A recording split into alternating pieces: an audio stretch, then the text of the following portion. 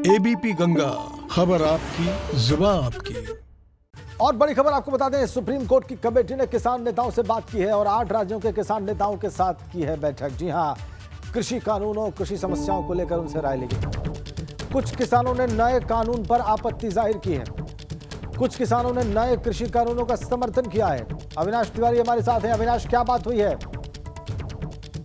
अगर बात करें तो सुप्रीम कोर्ट की जो समिति नियुक्त हुई है उसने आज किसानों को बातचीत के लिए बुलाया था, जिसमें कई राज्यों के किसान वीडियो कॉन्फ्रेंसिंग के जुड़े और अपनी बात रखी। कुछ ने समर्थन किया, कुछ ने आपत्ति भी जताई। अगर उत्तर प्रदेश से बात करें तो भारतीय किसान यूनियन अनमोल के जो संगठन करता है, जो प्रमुख है अजय अनमोल, वो स्वयं जो है महाराष्ट्रीय कृषि विज्ञान केंद्र पूसा रोड पर पहुंचे और वहां पर समिति के सामने पेश हुए। उन्होंने भी अपनी बिल को लेकर आपत्तियां जताई और तमाम सारे तरीकों से अपनी बात रखी। कमेटी के सदस्यों का साफ कहना है कि तमाम तरह के किसान है वो आए, खुलकर अपनी बात रखें, खुलकर अपनी राय रखें और सभी की राय लेने के बाद ये कमेटी सुप्रीम कोर्ट को अपनी रिपोर्ट सौंपेगी। हालांकि इस कमेटी ने साफ कहा है कि जो किसान नेता उनसे बातचीत में नहीं आ रहे, उनकी कोशिश रहेगी कि उन तक भी वो पहुंचे और उनसे बातचीत करें। अब 2 दिन के बाद फिर कई नेताओं को आमंत्रित किया गया है बातचीत के लिए। अब 2 दिन के बाद अगली बैठक फिर होगी। बहुत बहुत धन्यवाद आपका अविनाश। आगे बढ़ते हैं। कृषि कानूनों के विरोध में किसानों की ओर से दिल्ली में गणतंत्र दिवस परेड में शामिल होने के लिए कहीं ट्रैक्टर से रिहर्सल जारी है तो कहीं किसान ट्रैक्टर पर झांकी लिए दिल्ली कूच कर रहे हैं। आपकी टीवी स्क्रीन पर 3 तस्वीरें हैं। पहली बागपत से है। वहां दोघट थाना क्षेत्र के मौजियाबाद नांगल गांव के किसान ट्रैक्टर ट्रालियों पर झांकियां सजाकर दिल्ली के लिए रवाना। इन झांकियों में गन्ने, हल, तिरंगा और भारतीय किसान यूनियन का झंडा दिख रहा है। इसके साथ साथ गानों पर कुछ कलाकार नाचते गाते भी दिख रहे हैं। दूसरी तस्वीर मुजफ्फरनगर की है।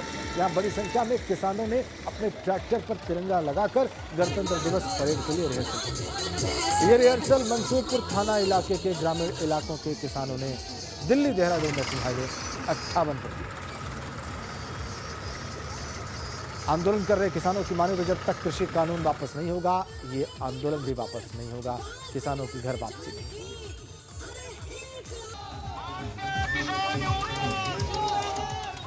3 तस्वीरें तीनों अलग अलग जगहों की। बागपत, मुजफ्फरनगर, किसानों की परेड, रिहर्सल, ट्रैक्टर मार्च, झांकियां, ये सब कुछ आप देख सकते हैं। तैयारी 26 जनवरी की।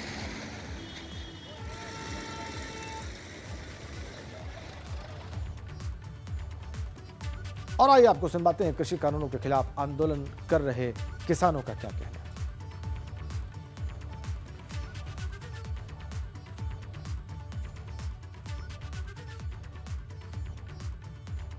आज किसान 26 जनवरी की तैयारी को लेकर एक रिहर्सल पूरे क्षेत्र के किसान इकट्ठा होकर रिहर्सल कर रहे हैं, क्योंकि आप देख रहे हैं कि किसानों की बात को बिल्कुल नहीं माना जा रहा है। 58 दिन धरने पर हो गया है और इस क्षेत्र की पूरी तैयारी है। यहाँ से पूरे क्षेत्र दल बल के साथ 26 जनवरी में दिल्ली कूच करेंगे। उसकी रिहर्सल आज हम सब लोग ट्रैक्टर पर तिरंगा लगाकर उसकी रिहर्सल कर रहे हैं। की संख्या में हमारे किसान भाई गाजीपुर बॉर्डर पे 26 जनवरी की परेड के लिए तैयार होकर चल रही। हाँ जी, हमारी झांकी निकलेगी और हमारे कल या परसों में कम से कम 5000 ट्रैक्टर यहाँ से जाएंगे चौगाम में से। आगे बढ़ते हैं। सपा सांसद आजम खान के बेटे अब्दुल्ला आजम की जमानत के खिलाफ दायर यूपी सरकार की याचिका को सुप्रीम कोर्ट ने खारिज कर दिया। सुप्रीम कोर्ट ने आज इस मामले पर सुनवाई करते हुए अब्दुल्ला आजम को जमानत देने के इलाहाबाद हाईकोर्ट के फैसले को बरकरार रखा। हाईकोर्ट ने अब्दुल्ला आजम को फर्जी जन्म प्रमाण पत्र बनवाने के मामले में जमानत दे दी थी, लेकिन यूपी सरकार ने इसका विरोध करते हुए सुप्रीम कोर्ट में याचिका दाखिल की थी और अब सुप्रीम कोर्ट ने यूपी सरकार की याचिका को खारिज कर दिया है।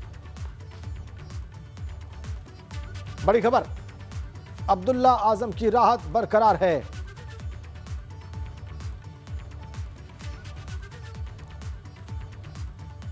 चलिए आगे बढ़ते हैं। यूपी विधान परिषद के लिए हुए चुनाव में 12 सदस्यों का निर्विरोध निर्वाचन हो गया है।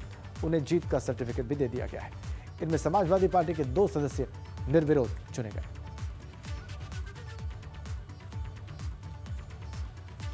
बीजेपी के डॉक्टर धर्मेश प्रधान, सपा के राजेंद्र चौधरी, अहमद हसन निर्विरोध निर्वाचित हुए। सभी 12 निर्विरोध निर्वाचित हुए। बीजेपी के डॉक्टर दिनेश शर्मा, स्वतंत्र देव सिंह, ये सभी लोग निर्विरोध निर्वाचित हो गए। कुल 12 एमएलसीज निर्वाचित हो गए। आज उन्हें निर्वाचन का सर्टिफिकेट दे दिया गया है। 2 सीटों पर सपा, 10 सीटों पर भाजपा विजयी हुए। निर्विरोध सभी 12 एमएलसीज चुन लिए गए और निर्विरोध निर्वाचित होने वाले भाजपा के सभी नवनिर्वाचित विधान परिषद सदस्यों ने आज अपने अपने प्रमाण पत्र ले लिए। इसके बाद उनसे बात की एबीपी गंगा संवाददाता अनुभव शुक्ला ने। अध्यक्ष जी, निर्विरोध निर्वाचन हुआ है। मैं सभी सम्मानित विधायकों का धन्यवाद करता हूं, पार्टी के नेतृत्व का भी धन्यवाद करता हूं। ताकत बढ़ी है विधान परिषद में, 10 लोग एक साथ पहुंच रहे हैं। देखिए, पार्टी की ताकत हमेशा बढ़ती है और आगे भी बढ़ेगी, पार्टी की ताकत बढ़ती जाएगी। तो ये आपने सुना, क्या कहना है प्रदेश अध्यक्ष स्वतंत्र देव सिंह का? साफ तौर पर कह रहे हैं कि पार्टी की ताकत बढ़ी है और सभी का उन्होंने धन्यवाद दिया है, जो लोग भी, सारे विधायक जो प्रस्तावक थे, और कहीं ना कहीं बीजेपी के लिए एक बड़ी जीत है। कैमरा से पंकज निगम के साथ अनुभव शुक्ला, एबीपी गंगा, लखनऊ। और विधान परिषद की 12 में से 2 सीटों पर सपा के राजेंद्र चौधरी और अहमद हसन भी निर्विरोध निर्वाचित हो गए। दोनों नेताओं से जीत के बाद एबीपी गंगा संवाददाता अनुभव शुक्ला ने बात की। समाजवादी पार्टी के 2 सदस्य निर्विरोध चुने गए हैं। इनमें राजेंद्र चौधरी हैं, अहमद हसन साहब हैं, जो अभी भी सदन में विधान परिषद में नेता विपक्ष हैं। सर, निर्विरोध चुने गए हैं। सबसे पहले दिल की गहराइयों से मैं श्री अखिलेश यादव, राष्ट्रीय अध्यक्ष समाजवादी पार्टी का दिल की गहराइयों से धन्यवाद, मुबारकबाद उनको देता हूं कि उन्होंने 5वीं बार मुझे चुना। जिन उम्मीदों से उन्होंने मुझे यहाँ पे आज मुझे चुना, मैं पूरी कोशिश करूँगा उससे खरा उतरे। चौधरी साहब, आपका भी दोबारा निर्विरोध चुने गए, दूसरी बार निर्विरोध चुने गए हैं। एक बड़ी जीत है कहीं ना कहीं समाजवादी पार्टी की, उसकी स्ट्रेटजी की नंबर नहीं थे, लेकिन फिर भी निर्विरोध हो गए। ये स्ट्रेटजी राष्ट्रीय अध्यक्ष श्री अखिलेश यादव जी की कामयाब हो गई। हम उनके बहुत आभारी हैं और मैं सम्मानित विधायकों का भी आभार व्यक्त करता हूं कि उनका पूरा सहयोग रहा। आगे बढ़ेंगे और एक बड़ी खबर हमारे पास है। प्रधानमंत्री मोदी टीकाकरण अभियान के लाभार्थियों से बात करेंगे। वाराणसियों के लाभार्थियों से बात करेंगे स्वयं प्रधानमंत्री। कल दोपहर 1:15 पर वर्चुअली वो इन लाभार्थियों से बातचीत करेंगे। अपने टीकाकरण के अनुभव भी इन लाभार्थियों से वो साझा करेंगे। कल दोपहर 1:15 पर वर्चुअली प्रधानमंत्री टीकाकरण के लाभार्थियों से उनके अनुभव साझा करेंगे। टीकाकरण अभियान के लाभार्थियों से वो सीधी बात करेंगे वर्चुअली, वाराणसी के लाभार्थियों से। कल दोपहर 1:15 पर यह कार्यक्रम होगा।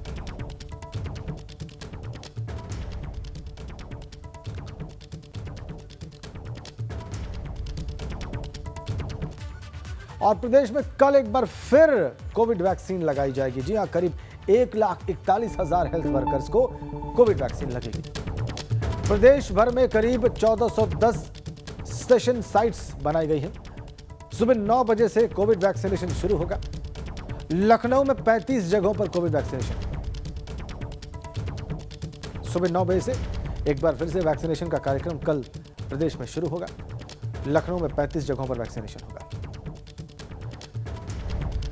उत्तर प्रदेश में कल फिर से एक बार टीकाकरण होगा। 1,41,000 हेल्थ वर्कर्स को वैक्सीन लगाई जाएगी। 1410 सेशन साइट्स बनाई गई हैं प्रदेश में करीब।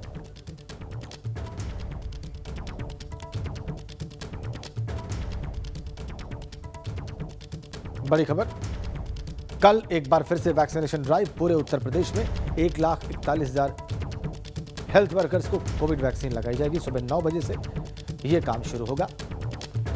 एक और महत्वपूर्ण दिन कोविड वैक्सीनेशन के अभियान में कल 1,41,000 हेल्थ वर्कर्स को कल कोविड वैक्सीन दी जानी है।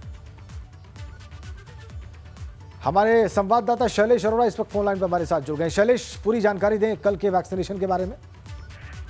राजेंद्र, देखिए अभी फिलहाल प्रदेश में 1410 के करीब सेशन साइट्स जो है वो तैयार हो चुकी हैं, जो कोविन पोर्टल से डेटा दिया गया उत्तर प्रदेश को, और इनमें हर सेशन साइट पे 100 लोगों का वैक्सीनेशन किया जाएगा। यानी लगभग 1,41,000 हेल्थ वर्कर्स जो हैं उनको कल वैक्सीन दी जाएगी।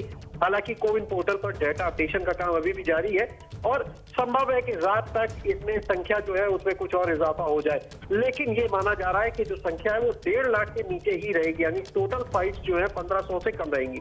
बात लखनऊ की अगर करें तो कल 8,500 यानी 8500 लोगों को वैक्सीन दी जानी है। और इस बार लखनऊ में 2 तरह की जो वैक्सीन है जिसको अप्रूवल दिया गया, तो दोनों ही वैक्सीन का इस्तेमाल लखनऊ में किया जाएगा। लखनऊ में लोक बंधु अस्पताल, रानी लक्ष्मीबाई और सिविल अस्पताल में जो भारत बायोटेक कंपनी की वैक्सीन है कोवैक्सीन, उसका इस्तेमाल होगा, जबकि बाकी जितनी भी साइट्स होंगी वहां पर सीरम इंस्टीट्यूट पुणे की कोविशील्ड जो वैक्सीन है उसका इस्तेमाल किया जाएगा। सुबह 9 बजे से वैक्सीनेशन शुरू होगा, शाम 5 बजे तक का समय रखा गया है। इससे पहले 8 बजे तक जितनी भी सेशन साइट्स है वहां पर कोल्ड चेन पॉइंट से वैक्सीन भेज दी जाएगी। तो ये पूरा शेड्यूल है।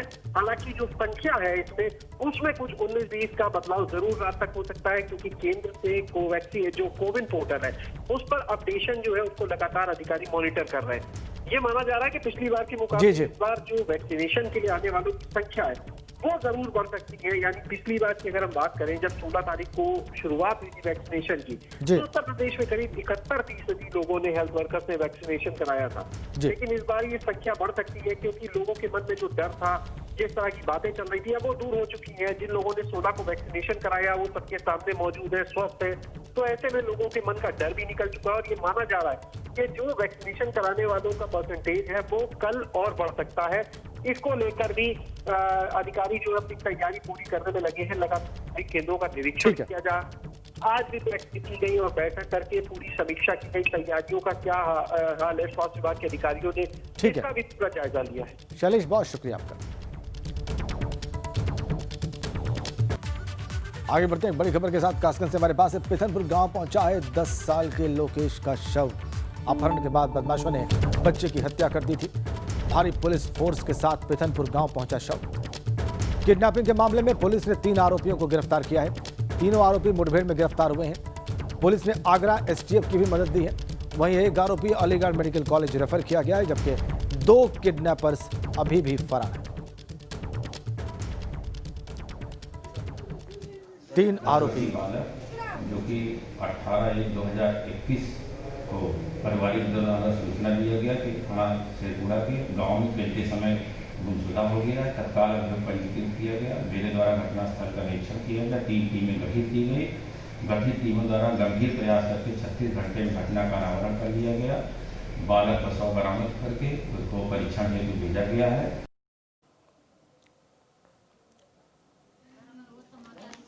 कासगंज कांड में बड़ी कामयाबी, 3 आरोपी गिरफ्तार किए गए हैं मुठभेड़ के बाद पुलिस के द्वारा।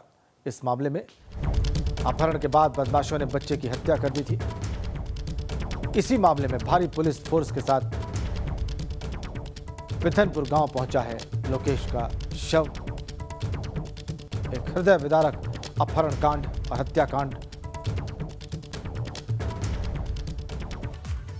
इधर शामली पुलिस और एसओजी ने दुष्कर्म के मामले में 5 साल से फरार चल रहे 25,000 के इनामी रागीब को गिरफ्तार किया है। इसके पास से पुलिस ने एक तमंचा, 4 कारतूस भी बरामद किए हैं।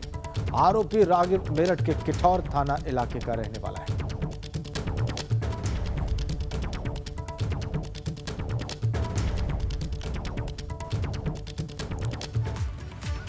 और अलीगढ़ में एक युवक की संदिग्ध हालत में घर के अंदर शव मिलने से सनसनी फैल गई। मौके पर पहुंची पुलिस इस मामले की जांच में जुटी हुई है। मामला सासनी गेट थाना इलाके के कृष्णा विहार कॉलोनी का है। खबरों के मुताबिक घर में सामान बिखरा हुआ था। घर के अंदर देखने से ऐसा लग रहा था जैसे किसी ने घर में लूट की घटना को अंजाम दिया हो। मृतक का नाम विकास है, जो एक निजी कंपनी में काम करता था। फिलहाल जांच के बाद ही पता चलेगा कि आखिर सच क्या है।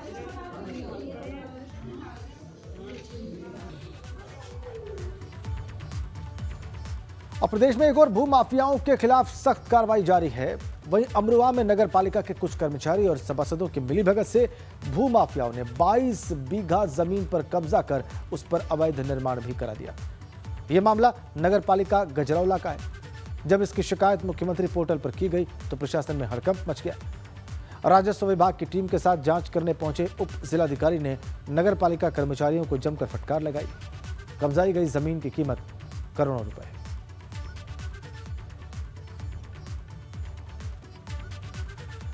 इधर नोएडा में 80,000 लोगों को जल्द राहत मिलेगी। जी हां, स्वतंत्र प्रभार मंत्री रविंद्र जायसवाल का बयान है, सभी लोगों के फ्लैट की रजिस्ट्री कराई जाएगी। जी हां, अधूरे और कंप्लीट फ्लैट का डेटा तैयार करने के निर्देश मंत्री ने अधिकारियों को दिए हैं। हमारे साथ इस वक्त बातचीत करने में मौजूद हैं रजिस्ट्री एंड पंजीयन राज्य मंत्री रविंद्र जायसवाल जी। सर, अगर बात करें तो कल नोएडा अथॉरिटी के तमाम सारे अधिकारियों के साथ आप लोगों की बैठक हुई है, जमीन एक्वायर करने को लेकर, रजिस्ट्री करने को लेकर, क्या बातचीत हुई है, क्या आदेश हुआ आप लोग की तरफ? नोएडा सहित तीनों अथॉरिटी में करीब 80,000 के आसपास ऐसे फ्लैट हैं जहां लोगों ने पेमेंट करके उस फ्लैट में है, लेकिन उनकी रजिस्ट्रियाँ रुकी हुई हैं। उसमें अलग अलग प्रकार के प्रॉब्लम थे। कई तो बिल्डर ने बदमाशी किया है, कई बिल्डर देने को तैयार है, लेकिन अथॉरिटी से उनका सामंजस्य नहीं है। और सामंजस्य में वह 80,000 परिवार इस संशय में है कि यह प्रॉपर्टी जिसका हम भुगतान कर चुके हैं, यह मेरे नाम पर रजिस्ट्री हो जाना चाहिए। चलिए, इस खबर के साथ और इस अच्छी खबर के साथ फ्लैट खरीदारों के लिए हमारे इस बुलेटिन में फिलहाल इतना ही।